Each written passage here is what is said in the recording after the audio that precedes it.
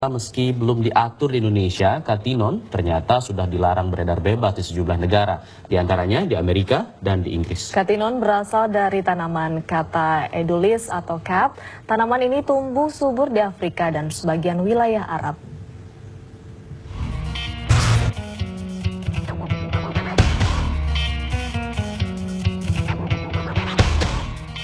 Kata edulis atau lebih populer dengan sebutan kat adalah tanaman yang tumbuh subur di tanah Afrika Timur dan dataran Arab.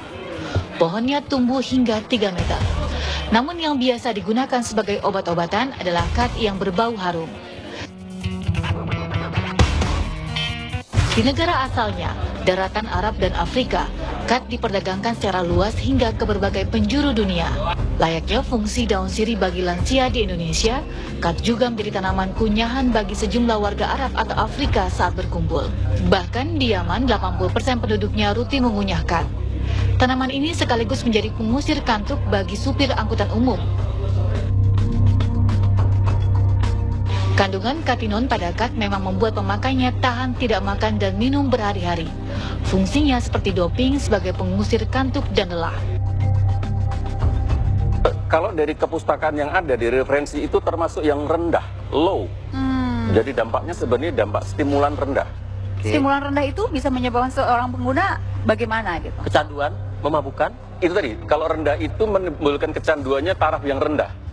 Jadi kalau tadi saya katakan meskipun itu zat adiktif rendah, tapi kalau kemudian karakter dia itu karakter yang dikendalikan oleh adiksi, maka dia akan konsumsi yang banyak. Dan kalau banyak pasti toksik itu, pasti keracunan dia. Namun konsumsi kat memiliki efek samping.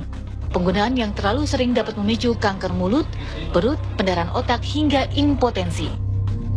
Karena itu dalam konvensi Dewan PBB tahun 1988, kandungan katinon dalam kat masuk sebagai psikotropika golongan 1. Artinya tidak digunakan untuk tujuan pengobatan karena potensi ketergantungannya sangat kuat.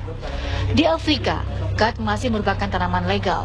Namun di Eropa, beberapa negara memasukkan kat dalam kategori obat yang peredarannya dikontrol undang-undang dan ada yang memasukkannya sebagai barang ilegal. Tim TV One mengabarkan.